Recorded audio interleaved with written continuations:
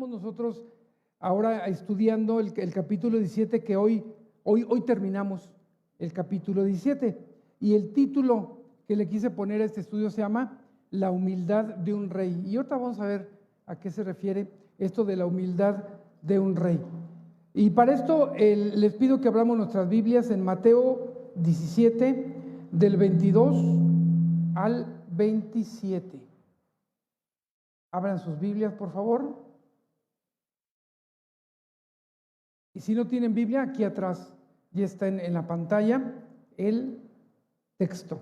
Dice así la Escritura: estando ellos en Galilea, Jesús les dijo: el Hijo del Hombre será entregado en manos de hombres, y le matarán, mas al tercer día resucitará.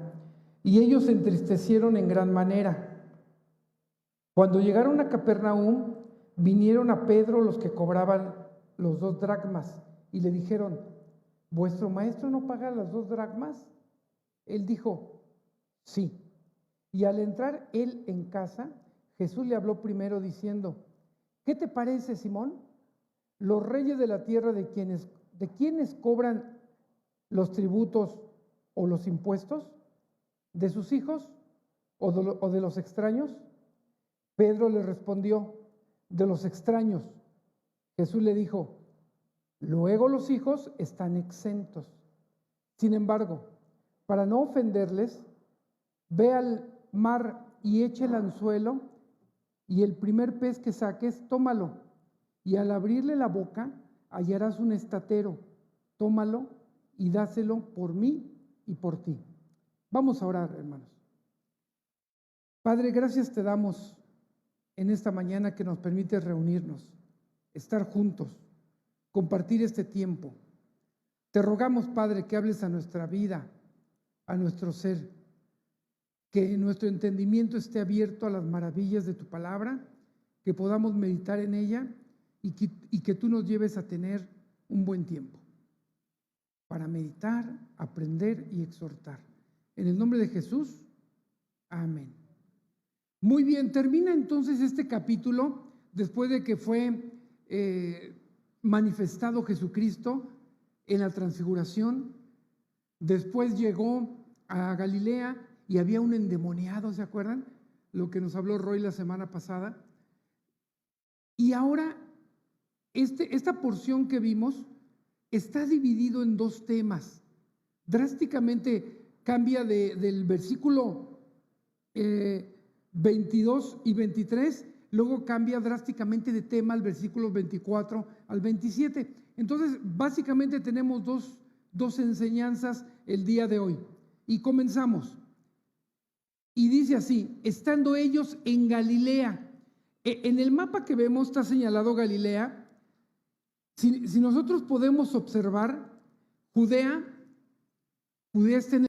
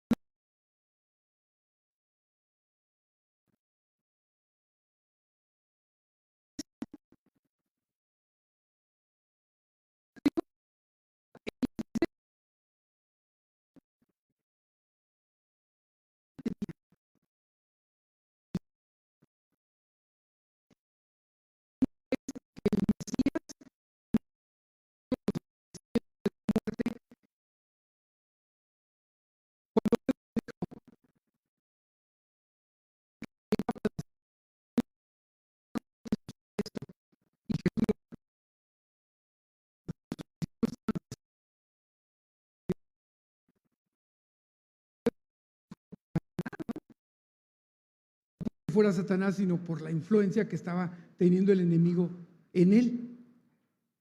Pero vean, Jesús iba preparando a la gente, a sus discípulos, porque sabía lo que iba a venir. Pero ¿cuál fue la reacción de ellos? Fíjense, les da el Evangelio de manera muy resumida. Y este es el Evangelio. Si hay personas aquí que aún no conocen a Jesucristo y no han entendido la razón por la que vino Jesús a la tierra, aquí está. Tú que me estás viendo por Facebook, si tienes un amigo familiar, dile, a ver, vente, escucha esto. Porque ¿cuántas de las naciones latinoamericanas se dicen cristianas y no han entendido la razón de ser de Jesucristo? ¿Cuántos de los que somos ya de generación 60, 70, oíamos en las universidades, en las preparatorias, Jesús fue un gran revolucionario? Jesús fue un gran pensador. Bueno, Jesús se lo pregunta a Pedro y algunos, bueno, no a Pedro, a sus discípulos, y le contestan, uno, que eres Elías, otros, alguno de los profetas. Y Pedro, atinadamente, por manifestación de Dios, le dice, tú eres el Cristo, el Hijo del Dios viviente.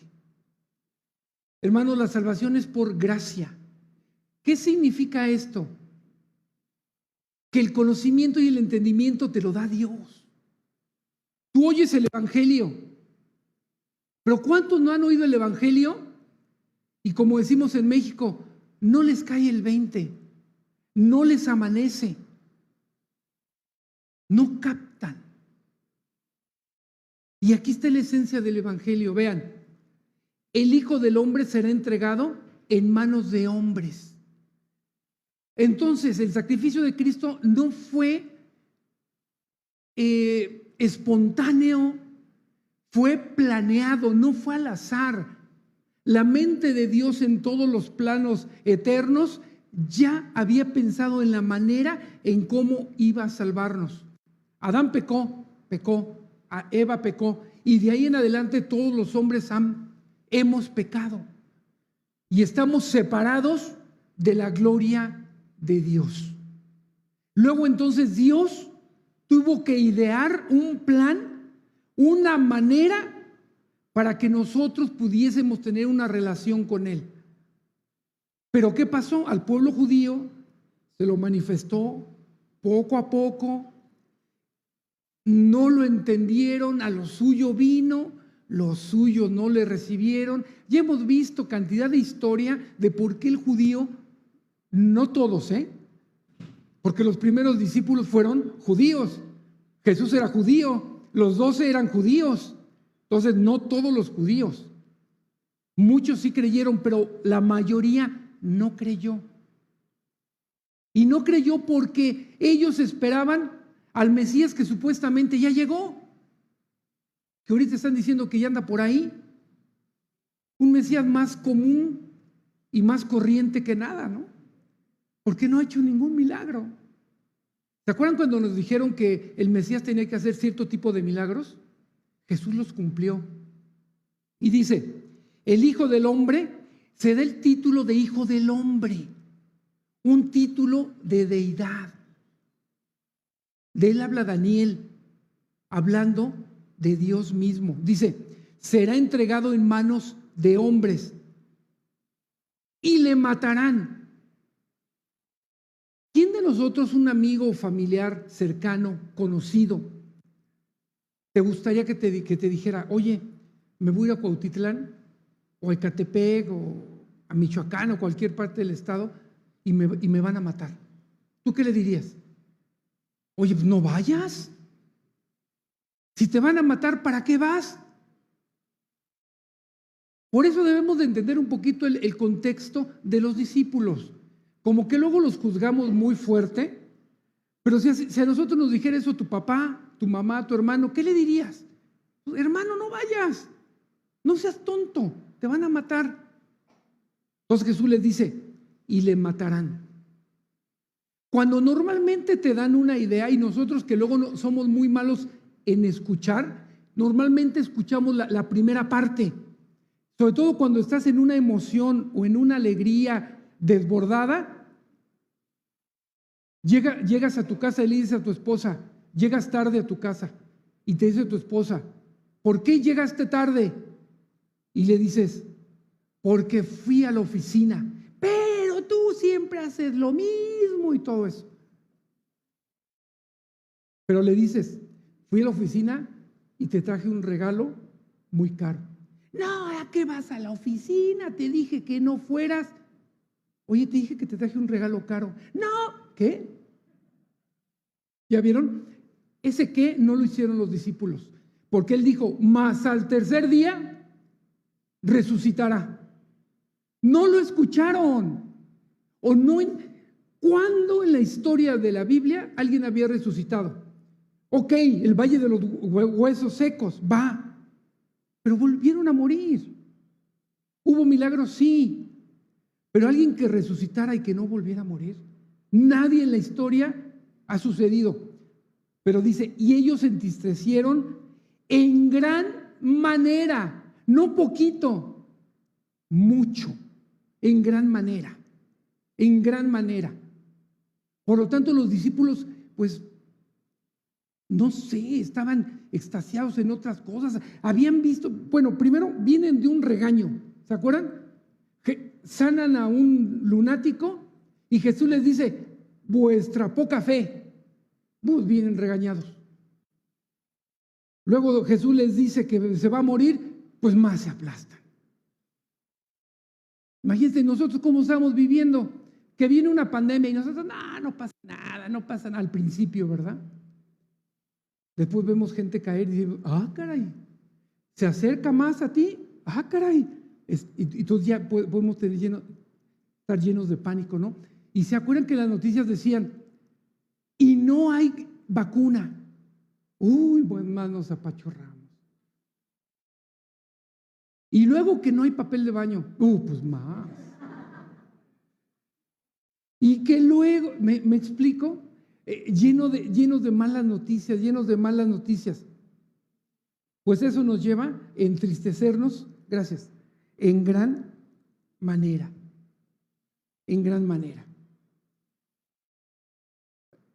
Desde la confesión de Pedro sobre quién era Jesús, el Señor anunció directamente sus padecimientos y muerte. A los discípulos resultaba extraño y duro aquel mensaje, por lo que Jesucristo lo estaba repitiendo. Se los estaba diciendo para que ellos se prepararan.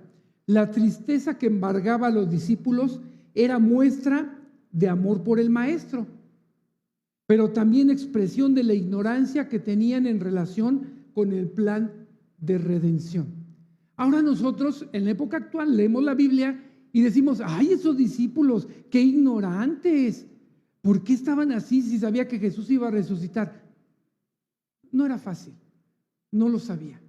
Es más, en la actualidad, no le has predicado a tus primos, a tus tíos, a tus parientes, y no lo entienden. No lo captan. Ay, ¿por qué vino a morir? ¿Por qué dio su vida por nosotros? Ay, el ser humano es de lo peor. ¿Por qué se anda dando su vida por él? O sea, hay gente que todavía no lo logra llegar a entender. Por otro lado, la resurrección del Señor es la verdad central de la fe cristiana, pero además es una verdad fundamental respecto del reino del Mesías. El profeta Isaías destaca esta verdad en Isaías 53:10. Dice, con todo eso Jehová quiso quebrantarlo, sujetándole a padecimiento, cuando haya puesto su vida en expiación por el pecado. Verá linaje, vivirá por largos días, y la voluntad de Jehová será en su mano prosperada. Está profetizado que el siervo de Jehová tenía que padecer, tenía que dar su vida. Isaías 53 es el evangelio en el Antiguo Testamento.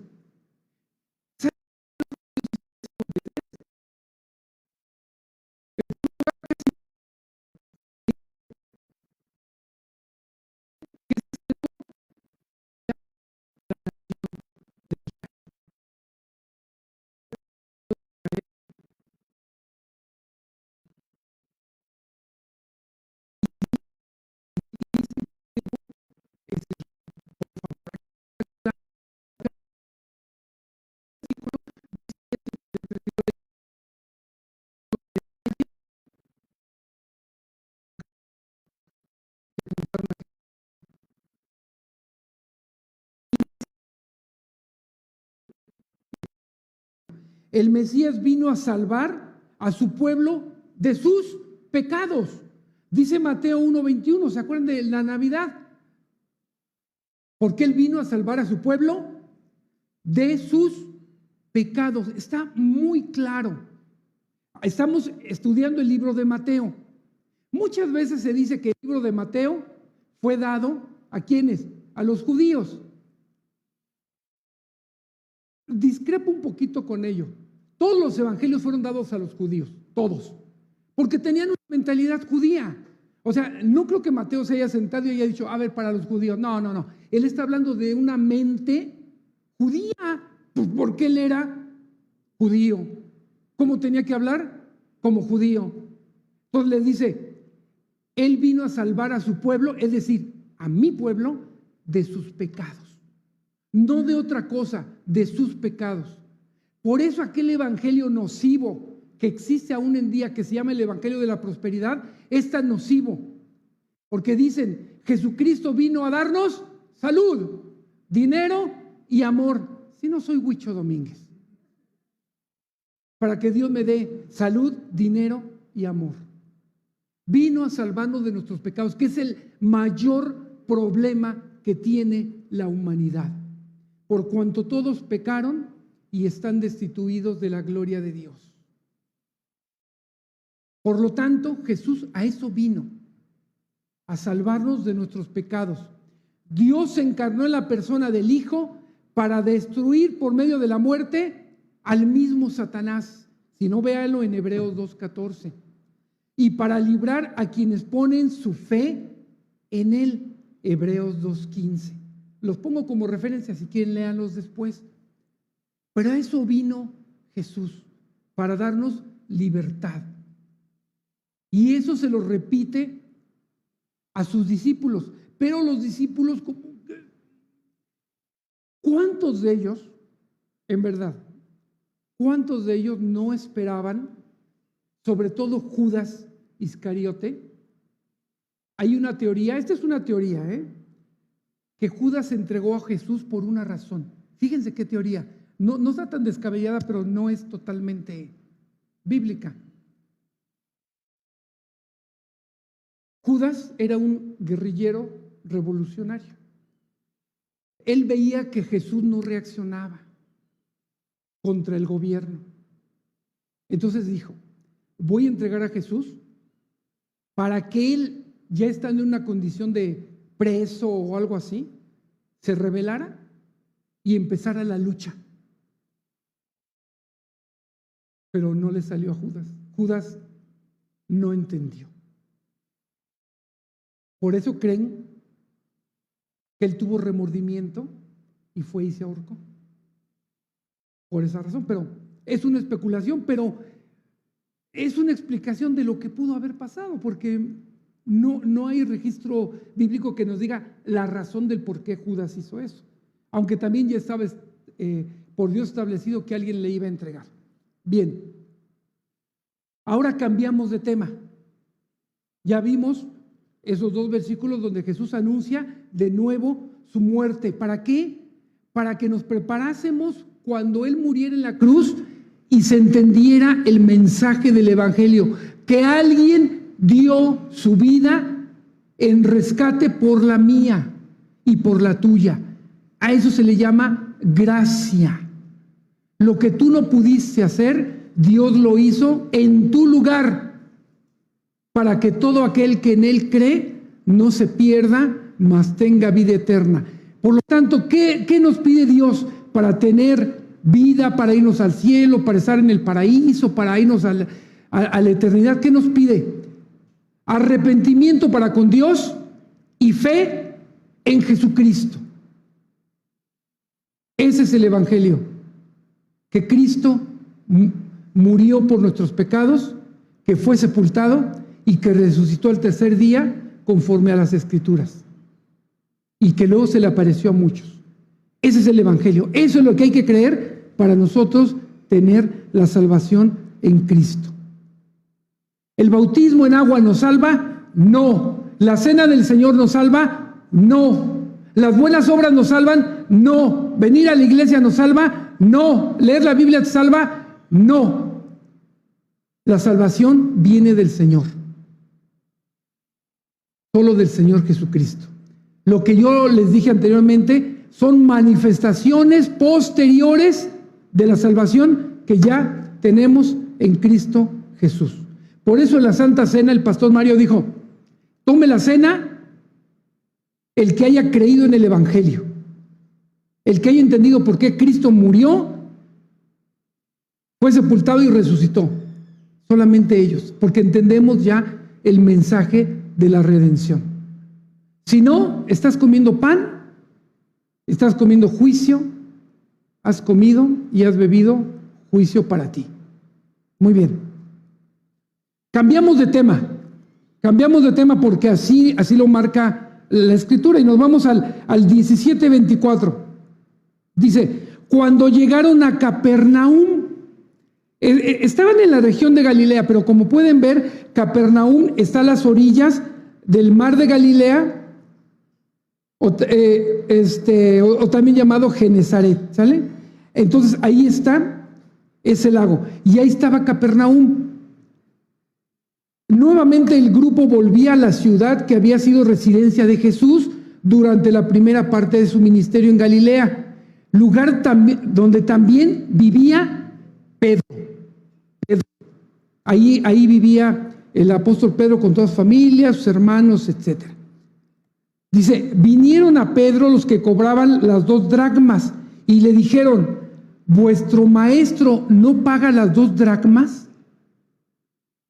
Viene algo sumamente interesante y que a todos nos va a pegar fuerte.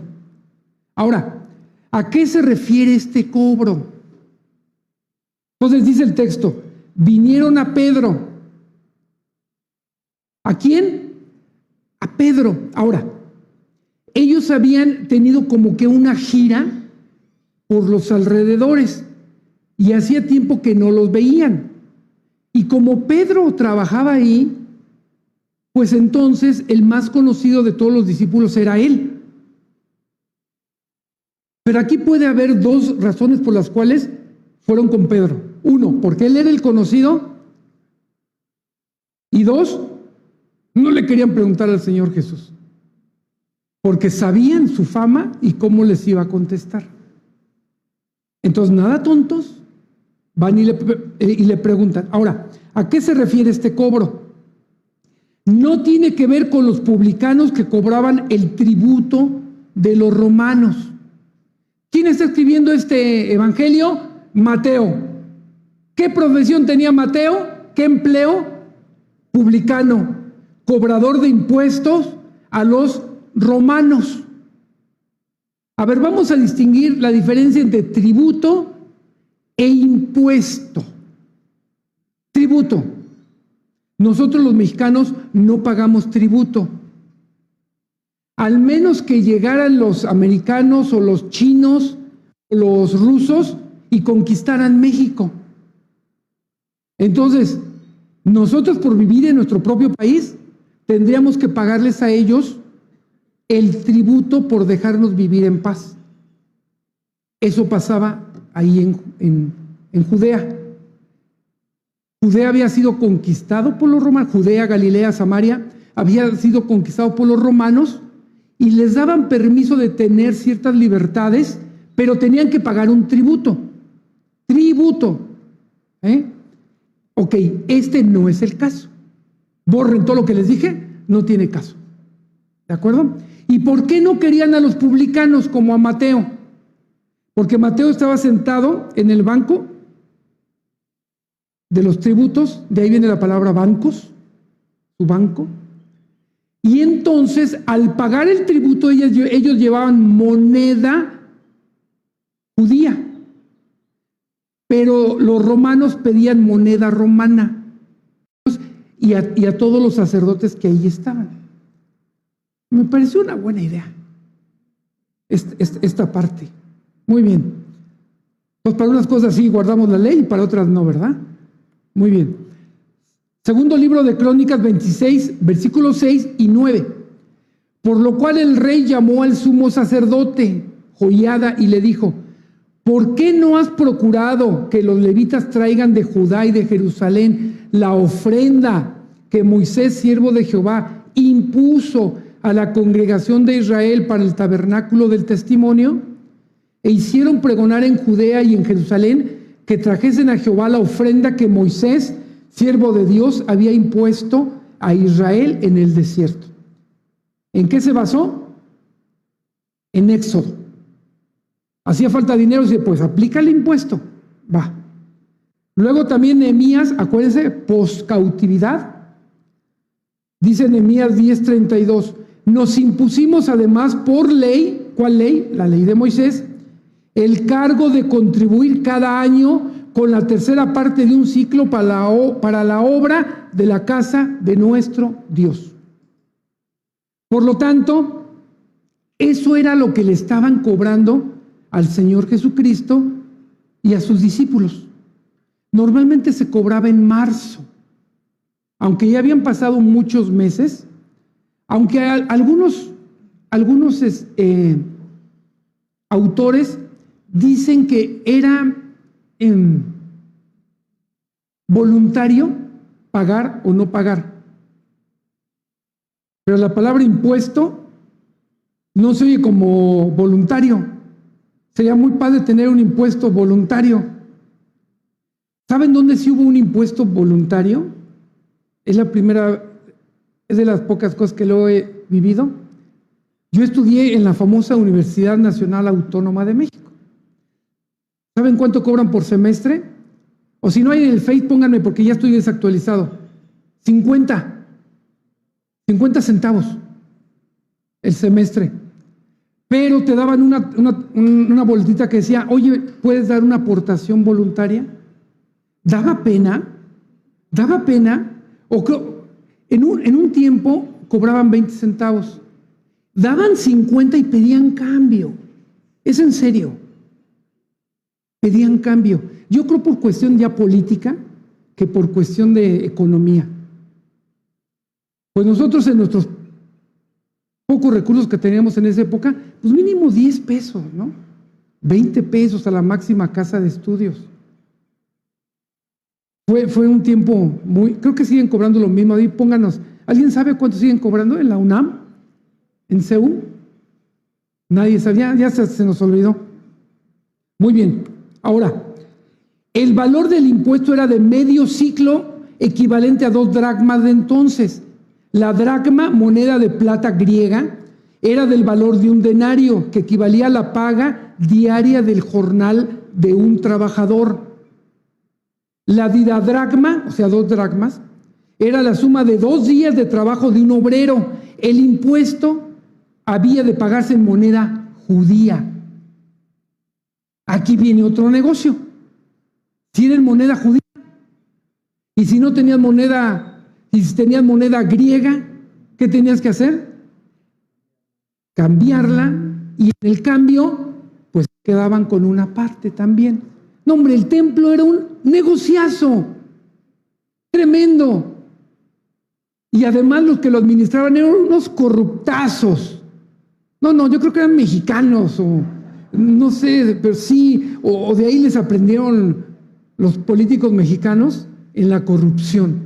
Corruptazos a más no poder. Jesús en 2 ocasiones tuvo que tirar el banco de los cambistas o sus puestos que ponían ahí. ¿Por qué hacían eso? Imagínate, una vez al año venían al santuario a ofrecer un sacrificio y traías tu borreguito, tu corderito que habías criado en un año. Dice, lo voy a sacrificar al Señor. Lo traían, lo revisaba el sacerdote, no el sacerdote, y decía, mira, tiene un cabello negro aquí tu borreguito, no es puro. ¿Y qué hago? No sé, pero no vas a poderlo sacrificar. pero yo quiero sacrificar ofrenda al Señor. Pues mira, aquí tenemos unos borreguitos baratos. Y normalmente un borrego costaba 1,000 pesos, pongamos. Ellos te lo daban en 6,000, 7,000, 8,000 pesos. ¿Ganancia? Sí, porque una parte para ti y otra parte para el sacerdote. ¿Dónde hemos visto eso? O sea, no es nueva la corrupción. Y desde lugares religiosos también. Muy bien. Luego el versículo 17, 25. Él le dijo, sí. ¿De qué estamos hablando? Vamos a regresarnos a esto, a esta parte. Vinieron a Pedro los que cobraban las 2 dracmas. ¿A quién? Entonces, ¿a quién? A Pedro. Y le dijeron, ¿vuestro maestro no paga las 2 dracmas? Entonces, uno, ¿a quién se le acercan? A Pedro. ¿De acuerdo? Entonces Pedro les contesta, sí. Pedrito. Otra vez Pedrito. Contestó en la emoción otra vez. O contestó sin pensar bien las cosas. Ahora, varios comentarios dicen que la pregunta que hicieron trae maña. Trae maña. Porque como está estructurada la pregunta es, fíjense, ¿tu maestro no paga impuestos? ¿Ya vieron la pregunta? No de que, oye, ¿va a pagar impuesto el impuesto tu maestro? ¿Qué diferencia? Tu maestro no paga impuesto. ¿Ya vieron? Afirmando que él no lo estaba haciendo. Vean qué tramposos, porque ellos, la fama de Jesús se había extendido. Él sabía cómo le había contestado a los sacerdotes, a los escribas, a los fariseos. ¿Ustedes creen que estas personas no estaban ya confabuladas y hacen una pregunta, como dicen, tramposa? Y Pedro, por la emoción, no sé qué le pasó a Pedro cuando estemos en el cielo. Oye, Pedro, ¿qué te pasó? Luego dijo, sí. Ojo, mis hermanos. ¿Pedro a qué se dedicaba? Era pescador. ¿Cuánto tiempo hace que no pescaba? Estaba de gira con el Señor. Pagar un impuesto de 2 días de salario.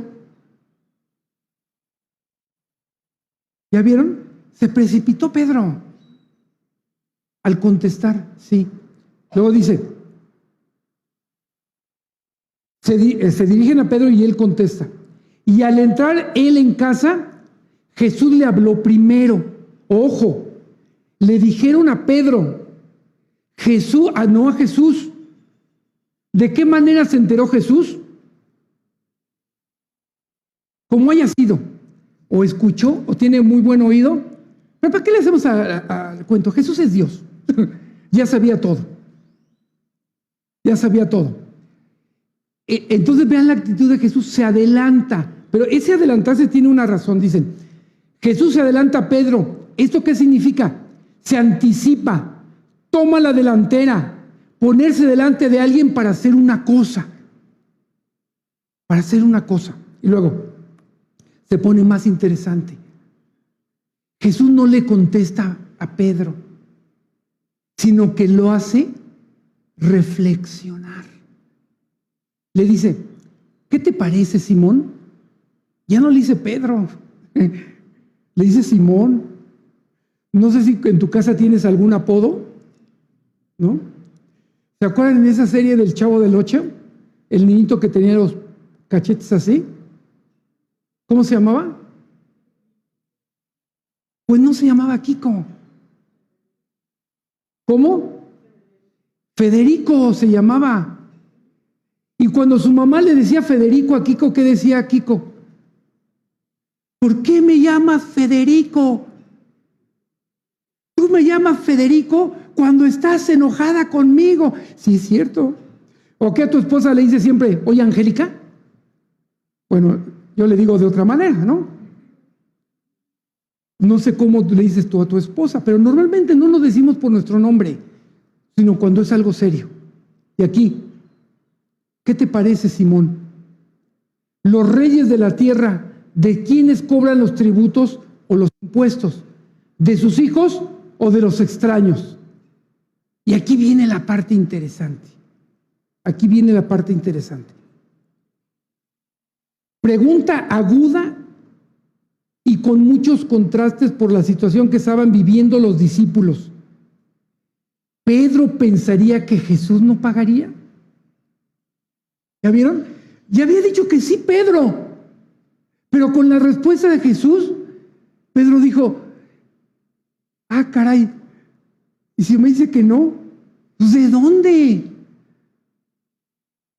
Oye, Pedro, vienes de alimentar a 4,000, vienes de alimentar a 5,000, ¿no?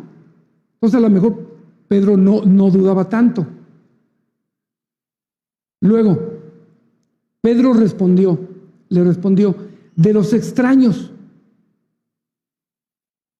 Y ve la respuesta de Jesús. Jesús le dijo, luego los hijos están exentos. Entonces Pedro, ¿va a pagar o no va a pagar? Hizo reflexionar a Pedro la respuesta. Pero vean a nuestro magnífico Señor. Lo que el Señor dijo a Pedro podría resumirse de la siguiente manera. El Mesías y sus discípulos son hijos del gran rey. El templo pertenece al Padre. Tanto Jesús como sus discípulos, el Hijo por su relación con el Padre y los discípulos al haber sido adoptados por la fe en la familia del gran rey, están todos exentos para pagar tributo. Cuando yo leía esto, creía que por ser judíos no les iban a cobrar, pero es ilógico, porque este impuesto era ¿para quién? Para judíos. Entonces un judío no podía estar exento porque era judío y el impuesto era para un judío. Entonces, ¿a qué se refiere Jesús cuando dice que los hijos están exentos? Les está diciendo que Él es el gran rey. Por segunda ocasión, o tercera o cuarta. Dice, y ustedes, al creer en mí, son hijos del gran rey. Por lo tanto, están exentos. Más adelante dice, sin embargo, para no ofenderles, ve al mar y echa el anzuelo, y el primer pez que saques, tómalo, y al abrirle la boca, hallarás un estatero. Tómalo y dáselo por mí y por ti. Pedro dijo, sí lo va a pagar. Pero aquí viene una gran enseñanza para nosotros, hermanos. La primera enseñanza fue para mí. Ahí les va. Sin embargo, para no ofenderles, ¿ya vieron? Para no hacerles de tropiezo, para no afectarles. Hermanos, ¿cuántos de nosotros no reclamamos nuestros derechos por decir que no sabes quién soy yo? ¿Me explico? O en un restaurante, ¿cómo tratas al mesero porque te trajo la sopa fría? Oye, ¿no te estoy pagando yo para que me hagas un servicio? Le digo porque yo soy de los alegones. Pero esto, híjole, me desfundó. Yo en mi amada empresa fui cajero. Cuando iban a pagar ustedes el teléfono, yo se los cobraba. Hubo una ocasión en que era el único cajero. Y había una filotototota, ¿no? Imagínense qué me decían los que llegaban. ¿Qué me decías tú? Lo más lógico que todo el mundo decimos cuando vamos a un banco, a un centro comercial, ¿y por qué no abren las demás cajas?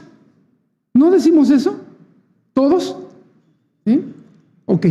Yo hasta que estuve adentro entendí que hay un sindicato, que hay un contrato colectivo, que hay una caja chica, que hay un password en la computadora. No cualquiera puede abrir caja.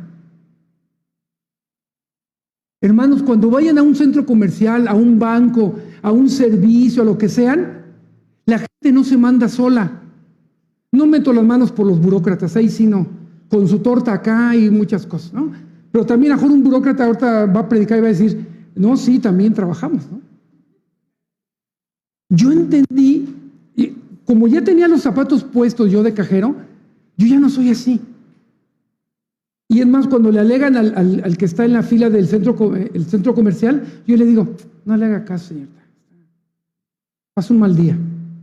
Y ya con eso se calma la gente. Porque a mí me insultaron. Conmigo fueron groseros. Y yo entendía por qué no podían poner más cajas. Cuando leí esto, por eso el título del mensaje se llama La humildad del rey. Es más, en México nos gusta ir recomendados. Cuando vamos a algún lugar, oiga, me recomendó fulano de tal. Ah, pásele, pásele. En México, como te ven, te tratan.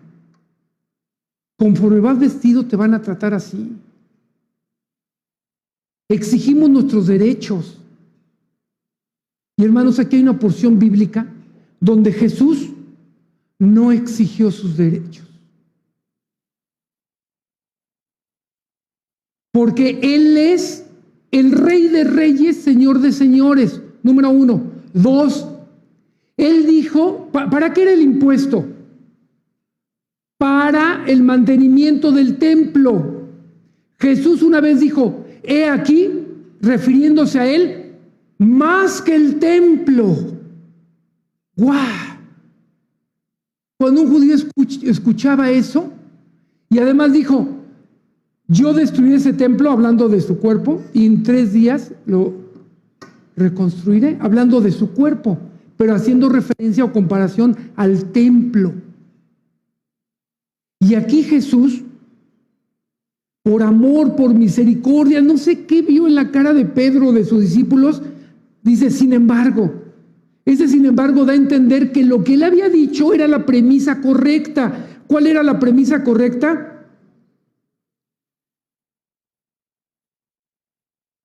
Dice, los reyes de la tierra, ¿de quiénes cobran los impuestos? ¿De sus hijos o de los extraños? También la palabra extraño significa extranjero. Dice, entonces, ¿por qué nos están cobrando a nosotros? ¿Ya vieron? Ahora, por otro lado, bueno, ahorita lo voy a dar más a entender, Jesús tuvo esa humildad. Hermanos, si un cristiano nos debemos de caracterizar, es por 2 cosas, y yo soy el primero en decir lo tengo que hacer. Tienes que ser el mejor cliente, el más amable. Tienes que ser el mejor jefe, el más amable. Tienes que ser el mejor conductor, ándeles, el más amable. Las mujeres que no manejan o hombres que no manejan porque están chicos, no, yo no manejo. Ah, en el centro comercial manejas un carrito, ¿no? Ahí tienes que ser el ejemplo. ¿Sí me explico, hermanos? No hay que exigir nuestros derechos. En ocasiones no voy a decir cuándo ni dónde, pero al menos lo puedo decir con toda humildad. Ha habido eventos en la iglesia que se cobra, porque es necesario cobrar. Y el pastor Mario y yo, los diáconos, podemos decir, pues yo estoy organizando todo, no me cobren. Pues ahí vamos a pagar. Digo, estamos esperando que los que reciban, no, ustedes no, pero pues no nos dicen nada. Campamento que hemos ido, campamento que hemos pagado todo. O sea, ¿por qué tenemos que dejar de pagar? ¿Porque somos los pastores? No. Bueno, un día hubo un evento el que la iglesia no es invitada. No fuimos anfitriones, fuimos invitados. Entonces había por ahí un pariente familiar donde se reunían y hicieron el evento. Era un lugar grande, aquí en Querétaro, espacioso, y todas las mesas, todas las sillas de hasta adelante no estaban ocupadas.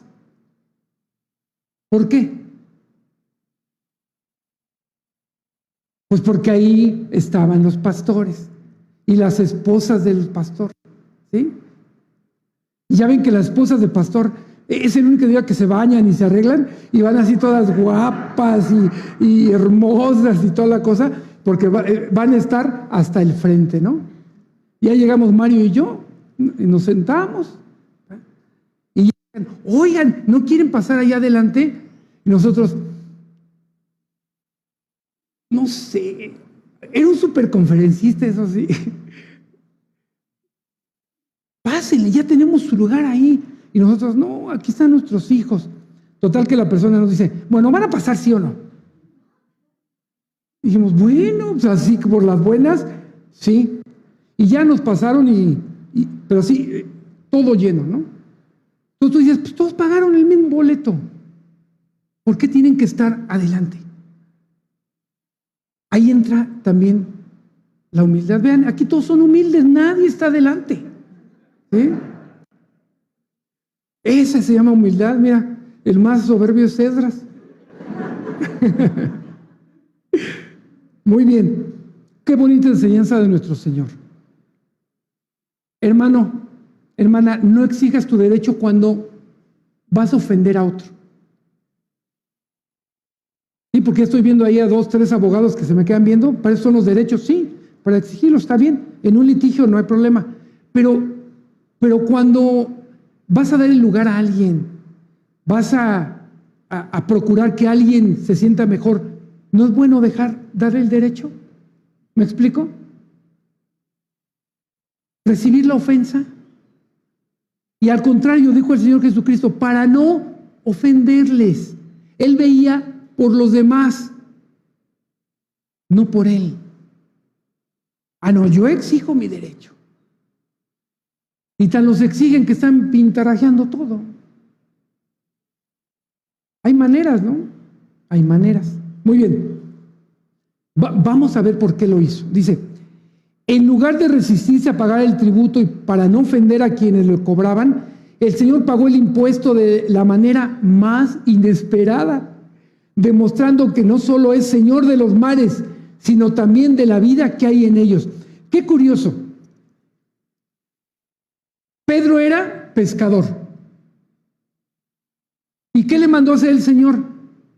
Pues que pescara, que hiciera su trabajo, lo que habitualmente hacía. Aunque él echaba redes, parece que echó una caña y ahí estaba, ¿no? ¿Sí? Y lo que pescó traía el dinero exacto. Hermanos, con el trabajo que Dios nos ha dado podemos sustentarnos. Sea cual sea el trabajo, siempre y cuando sea digno y honesto. Dice, ¿por qué pagó el Señor aquel tributo? Siendo el Rey de reyes, Señor de señores, dueño del cielo, la tierra, el mar y todo lo que él hay, ¿por qué lo pagó? Él no tenía que ser rescatado, él fue el que rescató. ¿Por qué lo hizo? Fíjense, hay mínimo 2 razones. La más sencilla, él lo dijo, para no ofenderles. Para no ofenderles. Hermano, si tu derecho está primero, pero ofendes a otra persona, ten cuidado.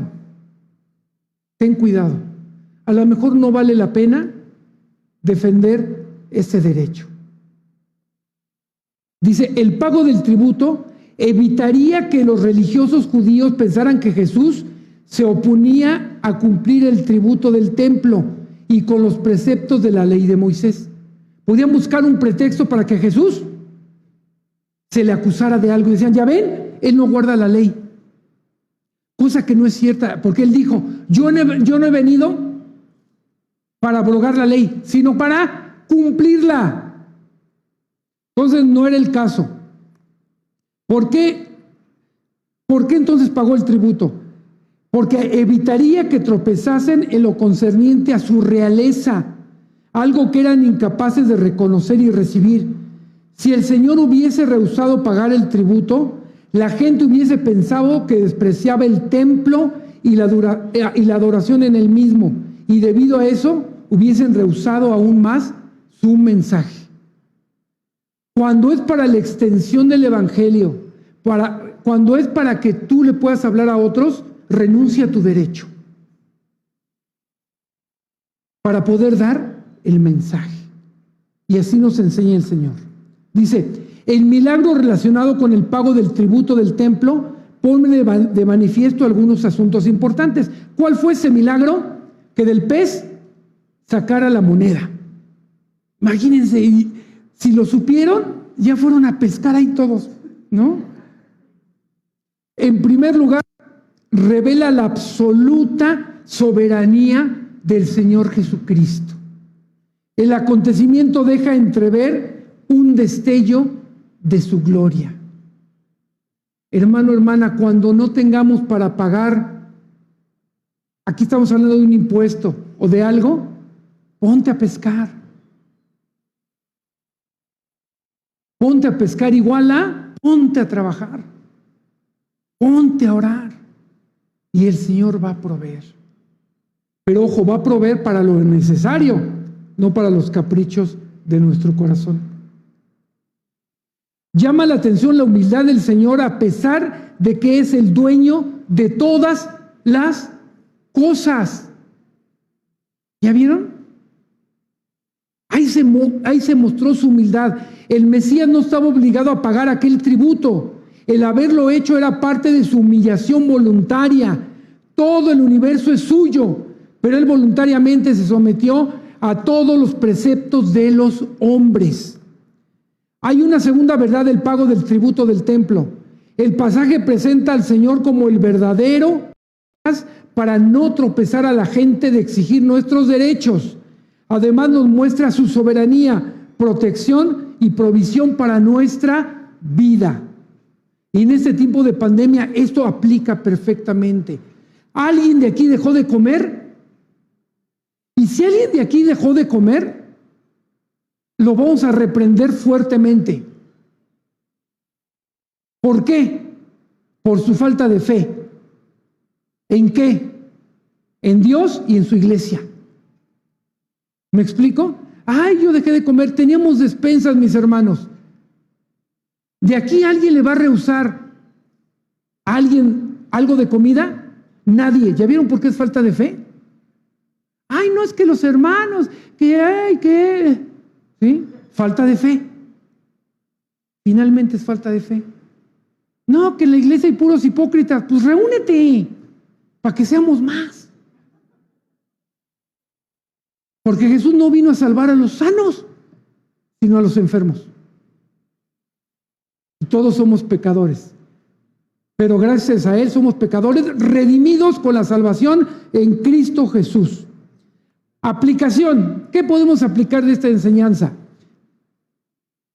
Hermano, agradece a Jesús por su sacrificio en la cruz y vivamos en santidad en honor a ese amor demostrado. 2. ¿Cómo hay que aplicarlo? A pesar de que tengamos la razón en ocasiones, hay que ceder nuestros derechos para no ofender a otros. ¿Saben quién hace esto? Los papás. Aunque los niños digan, no, sí.